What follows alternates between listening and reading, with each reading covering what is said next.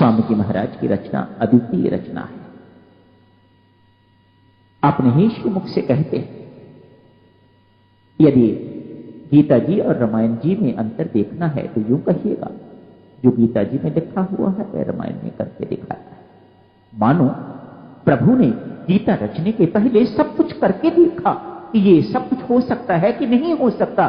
कल को कोई ये मानव कहे कि नहीं ये इम्प्रैक्टिकल है, ये हो ही नहीं सकता, उन्होंने अपने जीवन में ये सब कुछ करके देखा है, प्रैक्टिकल करके देखा है, ये सब कुछ हो सकता है, और उसके बाद जाके अपने अगले अवतरित काल में उसे लिखा है गीता जी के रूप में।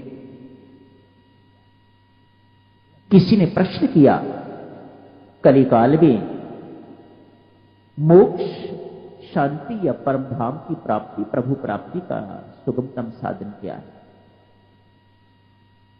किसी सरल व्यक्ति ने कहा, राम नाम का जाप करिएगा और रामायण जी का पाठ कीजिएगा, बस इन दोनों से आपको प्रभु प्राप्ति इस कलयुग में होके रहे। बदकिस्मती है भक्तजनों जिनको रामायण अच्छी नहीं लगती। हैं लोग कुछ ऐसे जिनको रामायण अच्छी नहीं लगती, जो राम कथा सुनते हुए ऊब जाते हैं। पता है हमें आगे क्या होने वाला है, मानो उन्होंने रामायण जी का अध्ययन ही नहीं किया।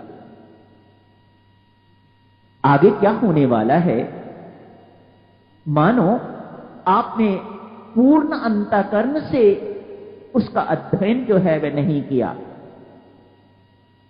अंतःकरण के 4 भाग हैं ना भक्तजनों।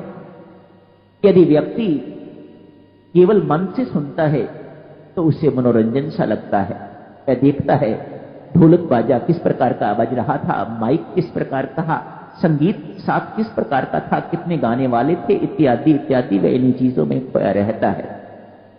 अंतःकरण चतुष्ट चित्त से जब व्यक्ति सुनता है तो कभी ऊबता नहीं है।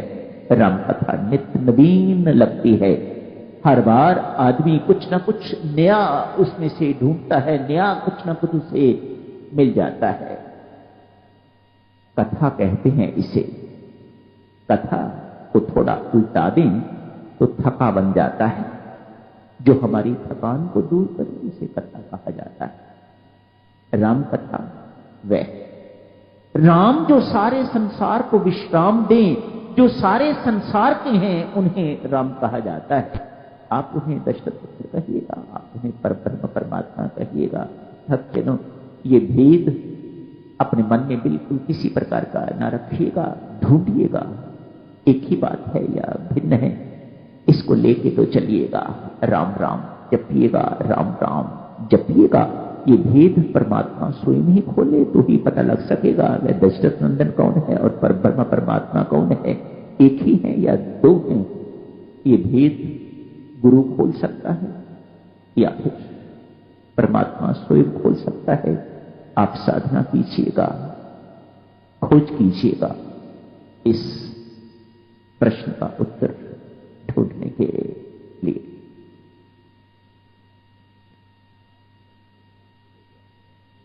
पाठ का शुभारंभ हो गया है। आप सबको बहुत बहुत बधाई देता हूं। बड़े भाव से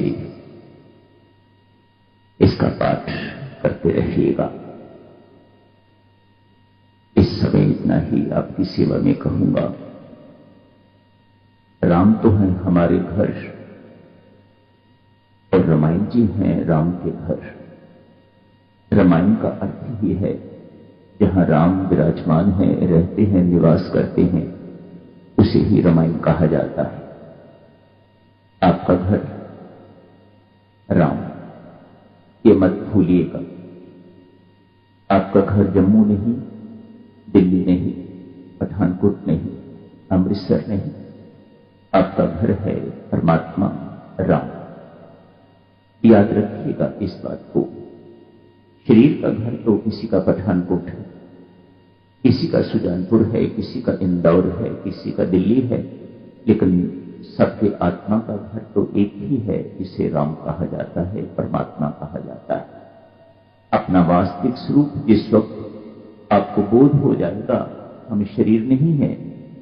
न जाने कितने शरीर धारण कर चुके हैं, कितने घर, कितनी जगह हम बदल चुके हैं, लेकिन आत्मा तो एक ही है और उसका घर है परमात्मा। जब तक उस घर में नहीं पहुंच जाते, स्वामी जी महाराज ने लिखा मंदिर मान रामायण। रामायण को मंदिर मानिएगा, इसका मंदिर भगवान राम का, वहीं उनके दर्शन, अलब्ध दर्शन लाभ कीजिएगा। वहीं राम निवास करते हैं, इसी रामायण के अंदर। वही है हमारा घर परमात्मा। आत्मा का घर एक ही घर है, हम सबका एक ही घर है। अभी तो शरीर के घर तो अलग अलग हैं, किसी का जलंधर है, किसी का लुधियाना है, किसी का जम्मू, लेकिन हमारा वास्तविक घर तो एक ही है। उसी घर से सब आए हैं और उसी घर में सबको जाना है। लेकिन ये होगा कब?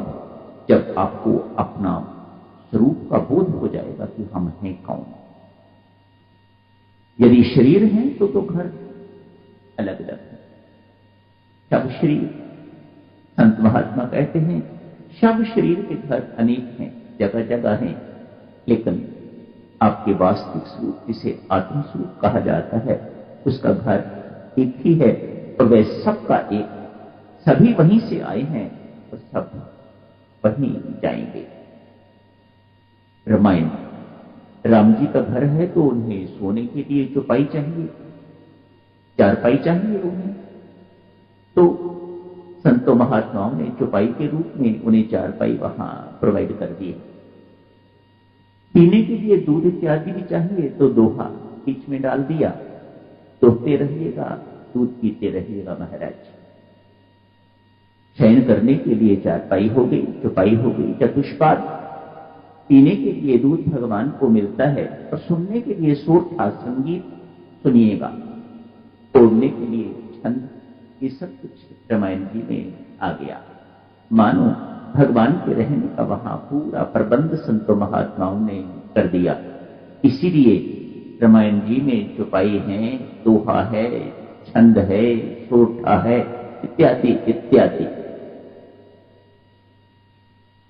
राम हमारा घर है, इसकी चर्चा तो करेंगे रात को। अभी इतना ही याद रखिएगा, राम जी का घर है रामायण और हमारे घर हैं राम। सबको उन्हीं के पास पहुंचना है, वहीं से आए हैं और वहीं लौट के जाना है। कि जितना भाव अपने भीतर सुदृढ़ करते रहेंगे, उतनी जल्दी अपने घर लौटने की संभावना। न जाने कितने चक्कर काट चुके हैं हम और कितने और काटने होंगे यदि ये बात हमें स्पष्ट नहीं होती। जहां से आए थे वहीं हम सबको लौटना है, उसके बिना तो भटकना है। आज दिल्ली में, कल अमेरिका में, परसों कहीं, अगले जन्म में और कहीं, अगले जन्म में और कहीं। तब तक तो भटकना बनी रहेगी जब तक व्यक्ति अपने घर नहीं पहुंच जाता, विश्राम नहीं मिलेगा। राम को तभी तो सबका विश्राम कहा जाता है। जो सबको विश्राम देता है वह राम, जो सबको आराम